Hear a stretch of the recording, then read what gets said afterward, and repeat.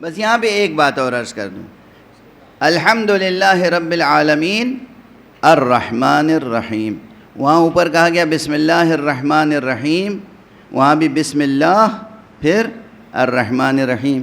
یہاں ایک ٹیکنیکل بات یہ ہے کہ وہاں اسم اللہ ہے، یہاں خود اللہ ہے، یعنی اب بغیر کسی تفصیل و تمہید کے عرض کروں، آپ کی یعنی اہل ولا کی فراست پر بھروسہ رکھتے ہوئے، آپ کی ذہانت پہ بھروسہ رکھتے ہوئے، یعنی یہاں سورہ میں پیغام یہ ہے کہ وہ اللہ وہ خود بھی رحمان و رحیم ہے، اور اس کے اسم میں بھی یہ صفت ہے کہ اس میں بھی رحمانیت بھی ہے اور رحیمیت بھی ہے، اور جو بھی اس کے اسم کی حیثیت رکھتا ہو، اللہ کے کچھ اسماء ہیں جنہیں ہم کہتے ہیں اسماء اللہ الحسنی، یعنی اللہ کے اچھے اچھے نام، یہ جو 99 نام ہیں یہ اللہ کے کیا ہیں؟ اسماء اللہ الحسنی۔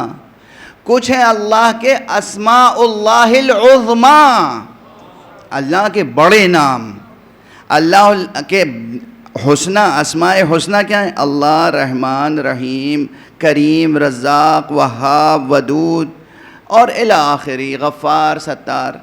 اللہ کے بڑے بڑے نام کیا ہیں؟ محمد، علی، فاطمہ، حسن، حسین۔ صلوات پڑھیے محمد والے۔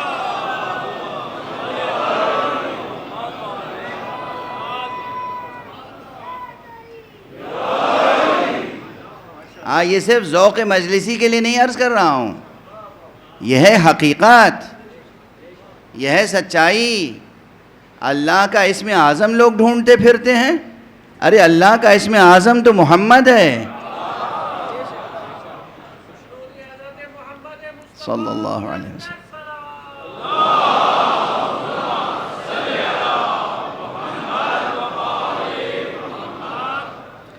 وہ کبھی کسی نے کہا تھا کہ ہزاروں نام ہیں تیرے مگر پھر بھی یہ پرسش ہے، ہزاروں نام ہیں تیرے مگر پھر بھی یہ پرسش ہے، جسے سب سے چھپا رکھا ہے وہ کیا نام ہے ساقی۔ تو اللہ نے اپنے ہزاروں نام بتا دیے ہیں، پھر بھی ہر مومن کی یہ کیفیت ہوتی ہے کہ وہ اسم اعظم کی تلاش میں رہتا ہے۔ جیسے معلوم ہے وجداناً کہ کوئی ایک نام چھپا ہوا ہے، کوئی ایک نام چھپا ہوا ہے، تو اس میں شک نہیں کہ بہت سے اللہ کے نام چھپے ہوئے ہیں، اچھے اچھے، اور بہت سے بڑے نام بھی چھپے ہوئے ہیں، اور ایک بہت بڑا نام جو چھپا ہوا ہے اس کا نام ہے الامام حجت ابن الحسن العسکری عجل اللہ۔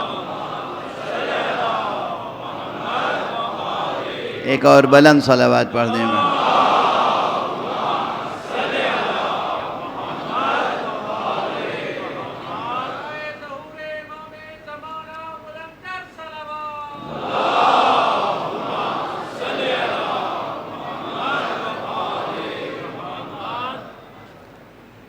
تو الرحمن الرحیم اللہ کی ذات کی صفت بھی ہے، اور الرحمن الرحیم اللہ کے اسم کی صفت بھی ہے۔ الرحمن الرحیم کہنے کے بعد کیا فقرہ آیا؟ مالک یوم الدین۔ اب کچھ تو باتیں ایسی کرنی چاہیے نا کہ جس سے جو نہ سنی ہو یا جس سے ذرا بے چینی پیدا ہو، جستجو پیدا ہو۔ اس کی قرأت دو طرح سے جائز ہے۔ عالم دین بھی تشریف فرمائے ماشاءاللہ حوزہ علمیہ قم میں، بہت محنت سے انہوں نے علم حاصل کیا اور بہت محنت سے علم تقسیم کر رہے ہیں۔ یہ قرأت مالک یوم الدین بھی درست ہے اور ملک یوم الدین بھی درست ہے، بلکہ حضرت امیر المؤمنین علی ابن ابی طالب علیہ الصلاۃ والسلام اور ائمہ اہل بیت ملک یوم الدین پڑھا کرتے تھے، یعنی بسم اللہ الرحمن الرحیم الحمدللہ رب العالمین الرحمن الرحیم ملک یوم الدین۔ ملک یوم الدین بھی درست ہے مالک یوم الدین بھی درست ہے، مگر بہرحال اب اس میں کیا فرق ہے؟ یہ علماء، یہ صرف میرا قول نہیں ہے، علماء عامہ میں بھی، علماء اہل سنت میں بھی، قراء میں بھی یہ قول موجود ہے، اور آج بھی دنیا میں کروڑوں مسلمان مالکی یوم الدین بھی پڑھتے ہیں اور مالکی یوم الدین بھی پڑھتے ہیں، اس میں کوئی تحریف والا ایشو نہیں ہے، ٹھیک ہے؟ یہ ایسے ہی ذکر کر دیا، تھوڑی سی بحث ہوگی تو ہونی چاہیے، ایسی تقریر بھی کیا جس کے بعد کوئی بحث نہ ہو۔ تقریر کے معنی ہوتے ہیں کہ معاشرے میں علمی، فکری، تہذیبی بحث ہو، ڈسکورس ہو، بات آگے بڑھے، ذہن کو زنگ نہ لگ جائے، ذہن کو زنگ نہ لگ جائے، گفتگو ہو، لیکن گفتگو ہو تو ایسی جس میں چمک ہو، دمک ہو، روشنی ہو، زندگی ہو، ترقی ہو، انتشار نہ ہو، بے لطفی کی باتیں نہ ہو، لطف و لذت حیات حاصل ہو۔ ایک صلوات پڑھ دیجئے محمد والے۔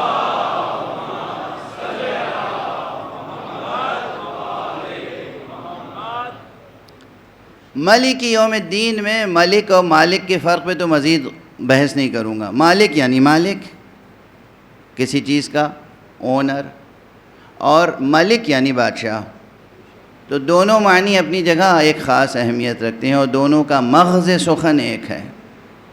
اللہ مالک ہے کس چیز کا؟ اللہ ملک ہے تو کس چیز کا؟ اللہ بادشاہ ہے کس دن کا؟ ملکی یوم الدین۔ یوم کے معنی تو یوم کے ہیں، یعنی دن، یوم یعنی دن۔ یہ لفظ یوم قرآن میں بہت سی جگہوں پہ آیا ہے، مگر حسین ترین معنی بس دو جگہ ہیں، یا تو یہاں جہاں کہا گیا یوم الدین، یا وہاں جہاں کہا گیا الیوم اکملت لکم دینکم واتممت علیکم وَأَتْمَمْتُ عَلَيْكُمْ نِعْمَتِي وَرَضِيتُ لَكُمُ الْإِسْلَامَ دِينًا۔ اور یہ بھی لطف کی بات ہے کہ دونوں جگہ یوم معرفہ ہے، یہاں اضافت کی بنا پہ، وہاں الف لام کی بنا پہ، یوم الدین، اور وہاں ہے الیوم۔ پورے قرآن مجید میں جو یوم یوم یا ایام کا کلمہ ہے، اس میں یہ حسین ترین یہ ہے، 2 دن، اور خدا کی قسم اس سے زیادہ حسین ترین ہو بھی نہیں سکتا۔ اس آسمان کے نیچے، اس زمین کے اوپر حسین ترین دن انسان کا وہی ہو سکتا ہے جہاں آفتاب ولایت کے محضر میں پہنچ جائے، اور جب اس آسمان و زمین کی بساط لپیٹ دی جائے تو حسین ترین دن وہ ہوگا جب کہ مولائے کائنات کو مولا بنانے والے کے محضر میں پہنچ جائے۔ صلوات پڑھ دیجئے محمد والے۔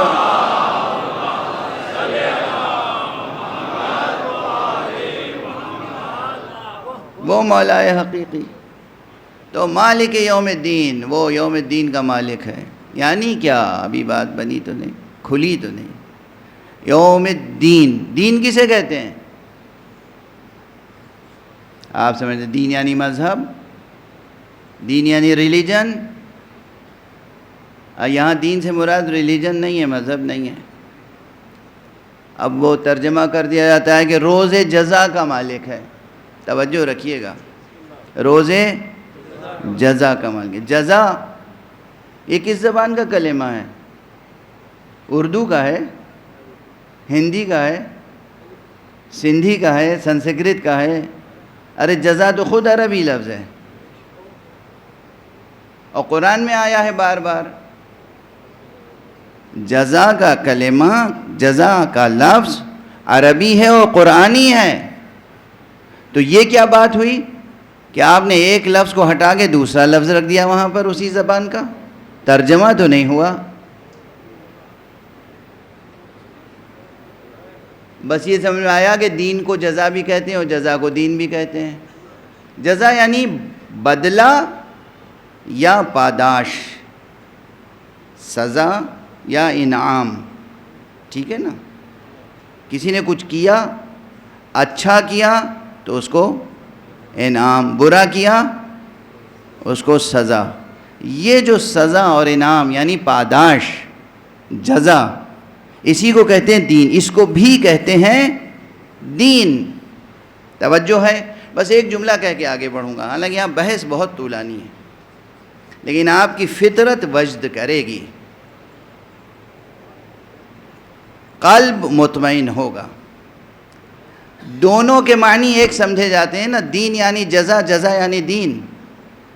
تو سوال یہ ہے کہ یہاں جزا کا کلمہ استعمال نہ کر کے دین کا کلمہ کیوں استعمال کیا گیا؟ اس کی ایک مثال دے دوں اردو کی. دیکھیے، جو مترادفات لفظیں ہیں، جو ایک دوسرے کے ہم معنی لفظیں ہیں، ان میں بھی کچھ نہ کچھ فرق اور امتیاز ہوتا ہے، لفظی بھی معنوی بھی. مشہور ہے یہ مثال، علم بلاغت میں دی جاتی ہے، اردو بلاغت کی کتابوں میں، کہ اوس اور شبنم دونوں کے کیا معنی ہیں؟ ایک ہی معنی ہے، اوس اور شبنم. مگر جناب میر انیس علیہ الرحمن نے ایک جگہ کہا کہ شبنم نے بھر دیے تھے کٹورے گلاب کے، اور دوسری جگہ کہا کھا کھا کے اوس اور بھی سبزہ ہرا ہوا. اچھا، دونوں میں اس میں بدل کے ذرا شبنم کی جگہ اوس اور اوس کی جگہ شبنم رکھ دیجئے، کلام بے مزہ ہو جائے گا، بے لطف بے کیف. جہاں شبنم کا استعمال ہوا وہاں شبنم ہی کا استعمال ہونا چاہیے تھا، جہاں اوس کا استعمال ہوا وہاں اوس کا. سمجھے آپ ذوق؟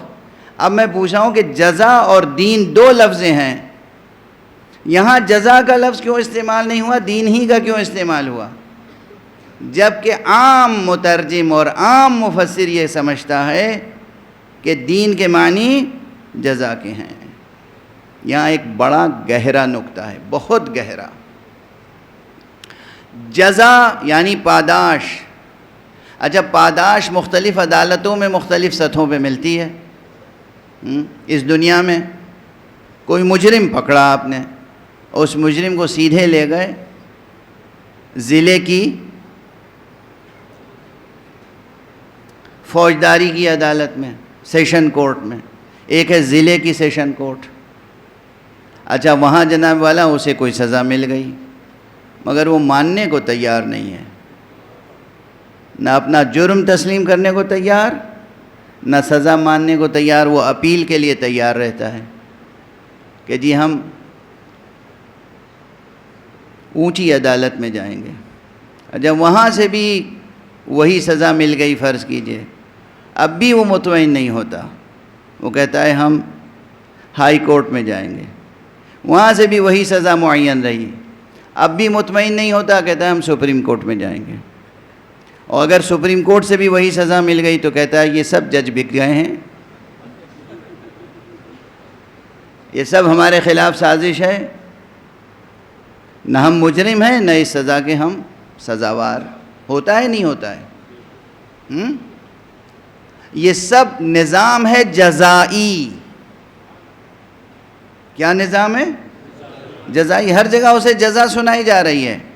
لفظ جزا اور لفظ دین میں فرق یہ ہے، دین اس جزا کو کہتے ہیں جہاں مجرم اپنے پورے وجود کے ساتھ، اپنے دل، دماغ اور ضمیر کے ساتھ اپنی خطا تسلیم کر لے اور سزا کو بھی تسلیم کر لے،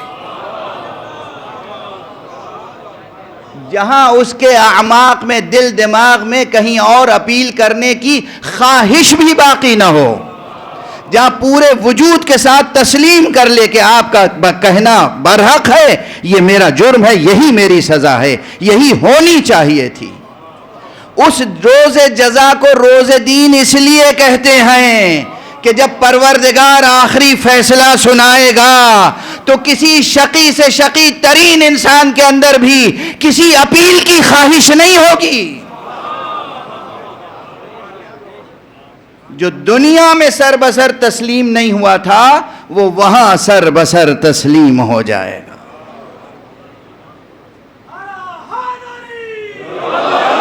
اس لیے اسے کہتے ہیں دین. اب فرق سمجھے آپ جزا اور دین میں. دنیا میں بڑی سے بڑی عدالت آدمی کہے گا نہیں، نہ میرا یہ جرم ہے، نہ یہ میری سزا. لیکن وہ دن وہ ہے جہاں انسان اللہ سبحانہ و تعالیٰ کی طرف سے سنائے گئے فیصلے پر یقین حاصل کر لے گا اور اپنے یقین کا اعلان و اعتراف کرے گا. اس لیے اللہ کی شہنشاہی اور اس کی شان انصاف وہاں اتنی عظیم اور جلی اور نمایاں ہے کہ کہا گیا مالک یوم الدین. اور یہ بھی مالک یوم الدین کا کلمہ کب آیا ہے؟ الرحمن الرحیم کے بعد، قہار و جبار کے بعد نہیں. قہار و جبار کے بعد نہیں، منتقم کے بعد نہیں. یہ نہیں کہ وہ بڑا قہار ہے، بڑا جبار ہے، بڑا منتقم ہے، وہ اس دن نہیں. وہ رحمان ہے، رحیم ہے. اپنی تمام تر رحمانیت اور رحیمیت کے فیض پہنچانے کے بعد اب جو وہ فیصلہ سنائے گا تو کس میں مجال ہے جو اس فیصلے سے انکار کر سکے. ایک صلوات پڑھ دیجئے محمد والے.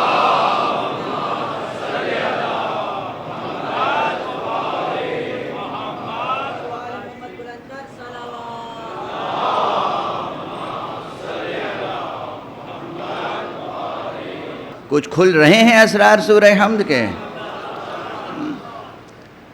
جب آپ کہتے ہیں مالک یوم الدین تو اس پروردگار کی عظمت کا اعتراف ہو رہا ہے جو ایسا فیصلہ سنانے والا ہے جہاں انسان کا خود چاہے کتنا ہی بڑا ملحد ہو، کافر ہو، مشرک ہو، منافق ہو، اس کا دل، اس کا ضمیر، اس کا ذہن قبول کرے گا، اعتراف کرے گا. کہیں کوئی جائے سخن نہیں ہوگی، کوئی مجال سخن کسی کو نہیں ہوگی. جبروت الہی کے پیش نظر نہیں.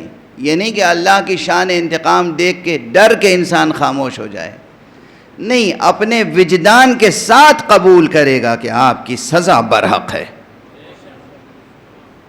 واضح ہو رہی ہے بات؟ مالک یوم الدین. اب اس کے بعد جب یہاں تک آ گئی بات تو خلق سے لے کے اور تربیت سے لے کے اور دین تک کی بات تو آ گئی. کیا رہ گیا اب؟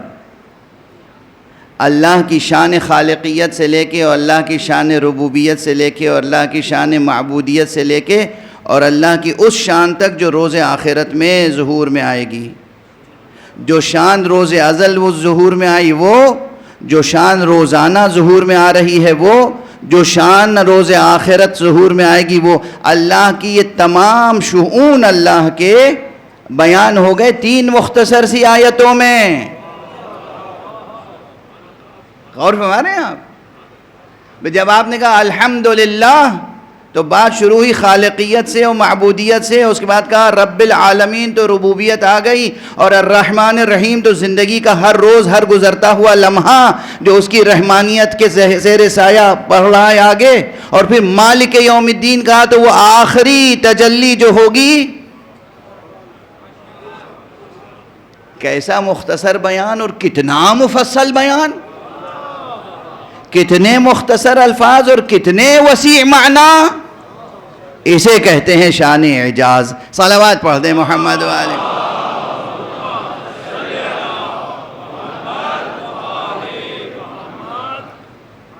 اب آگے بڑھی بات. اب الہیات کی بات تو تمام ہو گئی، سمٹ گئی. الہیات سے متعلق بحثیں جمع ہو گئی، یعنی مبدا کی اور معاد کی. اب یہ علمی اشارہ ہے بہرحال جو اہل ذوق ہیں ان کے لیے بھی. اس کے بعد پھر فوراً کیا رہ جاتی ہے بات؟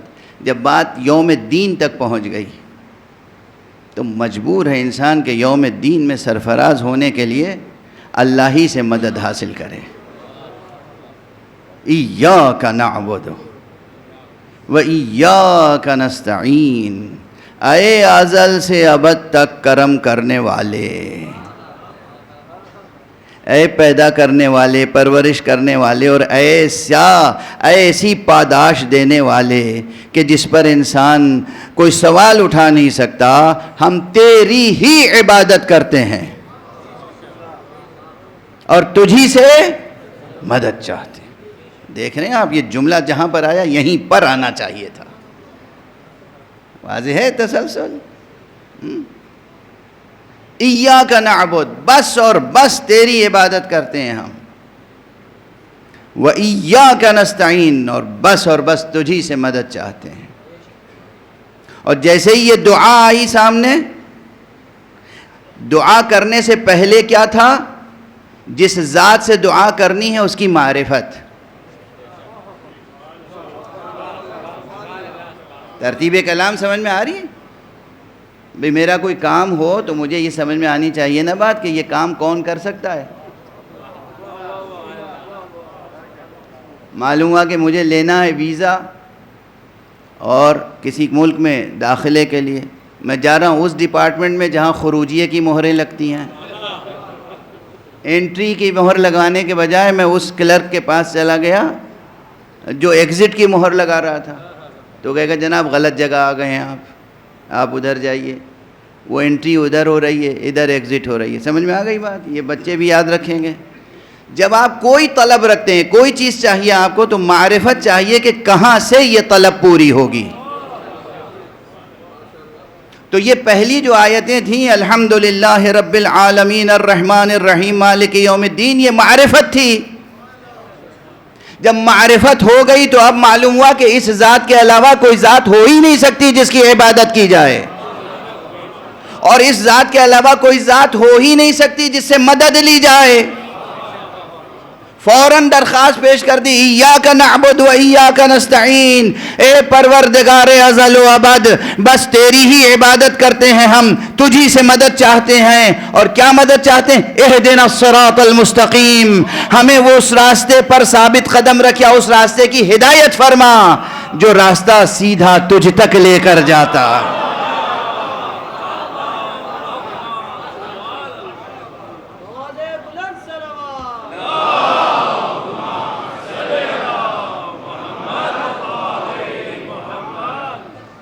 جو راستہ سیدھا تجھ تک لے کے جاتا ہے. اگر یہاں تک آپ کا ذہن عالی پہنچا تو یہاں زیادہ دیر نہیں روکوں گا. پوچھا کیا ہے؟ پروردگار وہ راستہ چاہیے جو سیدھا تجھ تک لے کے جاتا ہے، یعنی وہ وسیلہ چاہیے. اے پروردگار وہ وسیلہ چاہیے جو بحیثیت معبود تیری معرفت عطا کرے، جو بحیثیت معبود اور میرے لیے بحیثیت عبد وہ سلیقہ بتائے کہ بندگی تیری کس طرح ہو سکتی ہے. اور اے پروردگار ہمیں وہ وسیلہ چاہیے جو روز جزا، اگر میرے نامہ اعمال میں کچھ نہ ہو تو تیرے محضر میں شفاعت کر سکے.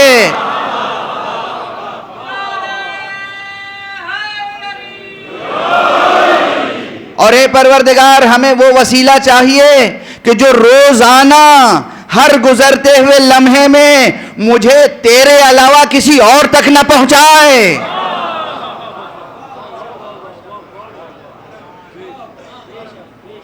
وہ وسیلہ چاہیے. ایاک نعبد، بس تیری عبادت کرتے ہیں. وَإِيَّاكَ نَسْتَعِينُ، اور بس تجھی سے مدد چاہتے ہیں. اہدنا الصراط المستقیم، ہمیں وہ وسیلہ چاہیے، وہ راستہ چاہیے، وہ سبیل چاہیے جو سیدھے تیری ذات تک لے جانے والی ہو. ایک لمحہ بھی تجھ سے منحرف نہ ہو ہم، ایک لمحہ بھی تیرے علاوہ کسی اور کی عبادت میں مشغول نہ ہو جائیں، تیرے علاوہ کسی اور کی اطاعت نہ کرنے لگیں. ہمیں وہ وسیلہ چاہیے. اور فوراً ادھر سے جواب آیا اس انداز سے کہ صراط الذین، ان لوگوں کا راستہ جن پر تیرا انعام ہوا. بس یہاں ٹھہریے، ابھی واہ واہ آپ کر رہے ہیں، پہلے سمجھ کے واہ واہ کیجئے، بے سمجھے عادتاً نہ کیجئے. صلوات پڑھیے محمد.